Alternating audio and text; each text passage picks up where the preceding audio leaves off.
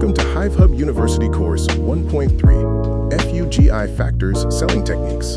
In this course, we will learn how to identify what motivates a customer and how to use that information ethically to guide a stronger conversation. By the end of this video, you will understand the 4 F.U.G.I buying factors and recognize which factor is driving the customer.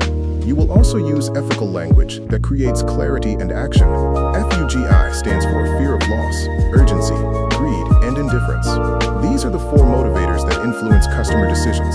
We frame greed as showing real customer value, not manipulation. F.U.G.I must be used ethically. The goal is clarity, not manipulation. Do not create false claims or fake deadlines. Help customers see real risks, timing, value, and choices. Fear of loss is about the cost of doing nothing. Use it to reveal what the customer may lose by waiting.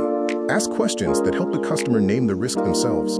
Urgency answers the question, why now? Connect the next step to realistic timing or availability. Keep it honest and specific. Use urgency to schedule action, not rush a decision. Greed is the benefit the customer can clearly understand, such as savings or convenience. Make the benefit simple enough to repeat and tie it to the customer's actual need. Indifference means you guide without chasing. Stay calm when the customer hesitates. Show confidence that the value stands on its own. Do not beg, oversell, or sound needy. The rep should diagnose before responding. Use fear of loss if they worry about consequences, urgency if they delay, greed if they ask what they get, and indifference if they resist pressure. To use F.U.G.I in a script, first open with the customer's need, then add the matching F.U.G.I factor, and finally ask for the next step. Guide the customer toward an action.